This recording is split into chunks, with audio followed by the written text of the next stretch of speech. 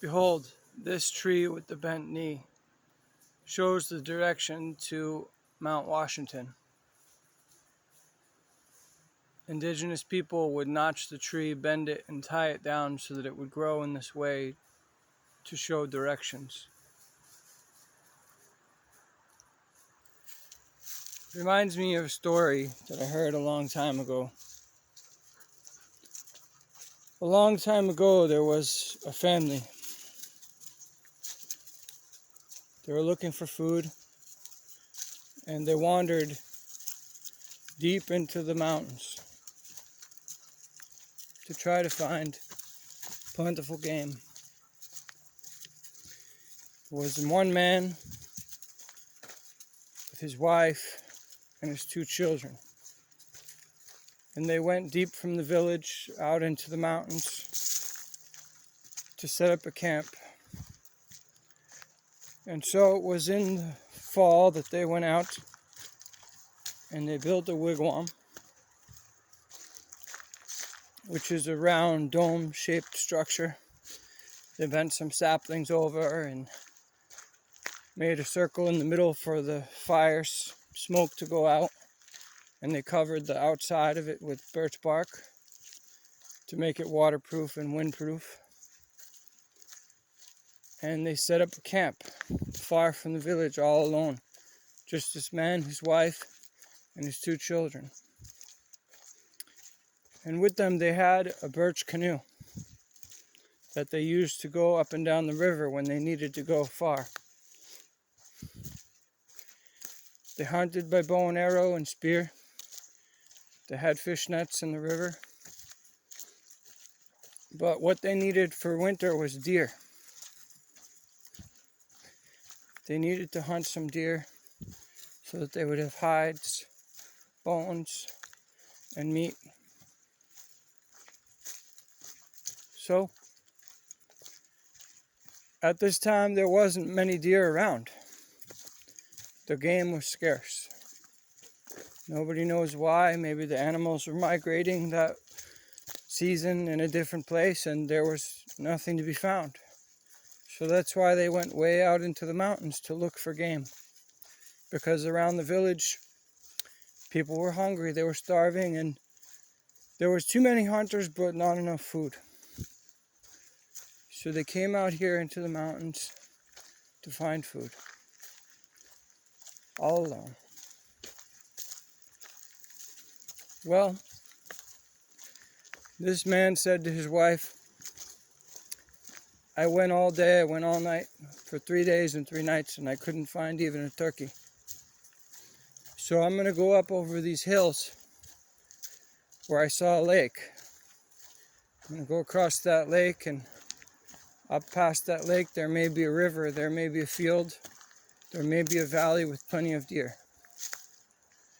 So he kissed his wife goodbye and he put his canoe up on his back and he started to go up the hill.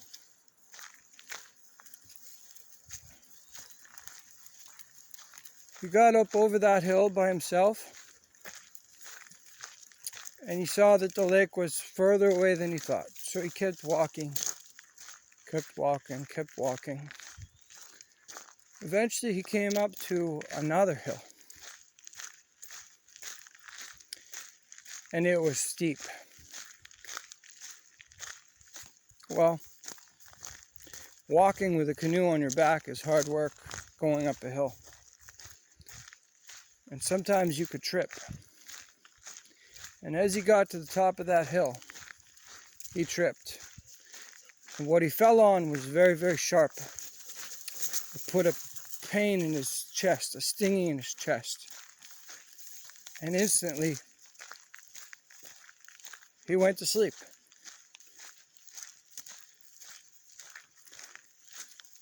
Well, 3 days and 3 nights went by and the woman and her children did not see their father, their husband. He was gone. Another week went by and no sign, nothing. Well, that night, it was a full moon. That woman, she went outside of her lodge while the children were inside sleeping, and she prayed to the Creator, and she said, "Great Spirit, I do not know what has happened to my husband, but winter will be coming and we need food. Will you please make sure that he returns here with food so that we may prepare for winter?"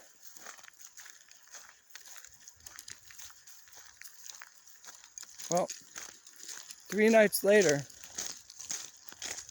she heard the branches cracking. She looked outside and she saw her husband approaching. He was carrying a deer with him.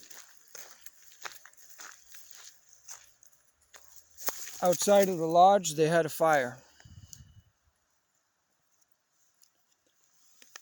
He put the deer down beside the fire, but he didn't say anything. He didn't speak. His wife, sensing something was wrong, didn't bother him. Just took the deer, prepared the meat, fed the children, and went to bed. Her husband, she saw, sat by the fire silently without saying a word. When she awoke in the morning, he was gone.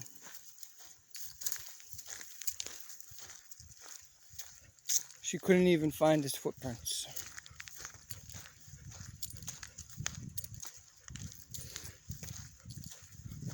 Every time she thought they were going to run out of food, that night he would show up in front of the fire. This time he had turkey, deer, and beaver pelts. He sat down, silent, not saying a word.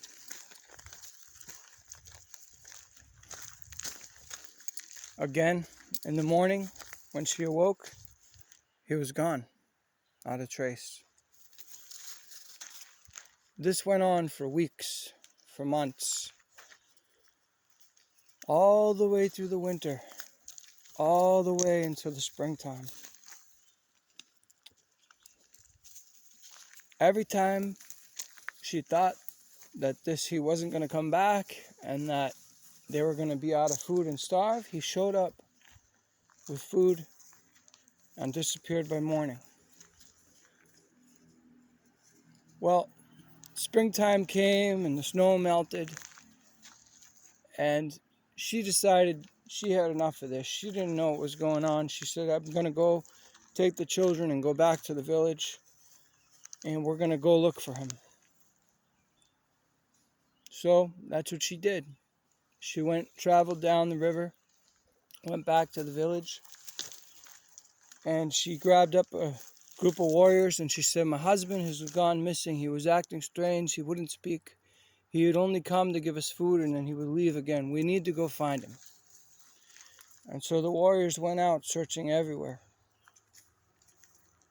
Well, one of the young men, he came up upon a hill and he saw a canoe. And he went up to that canoe and the hair stood up on the back of his neck. He got a chill. Cold wind blew across the hill. Unusual for springtime, when the sun is shining and the air is warm. And as he turned over that canoe, he found a skeleton. Looks like it had been there for a long time because nothing was left with bones. But what he found was that that man had tripped going up that hill, and a sharp branch from a spruce had pierced through his heart. And he must have died there under that canoe. So who was bringing the woman her food and providing for that family was a spirit. And we call this story the faithful hunter. We may not understand how everything works. Only God knows why things happen. But if something's meant to be, it will be.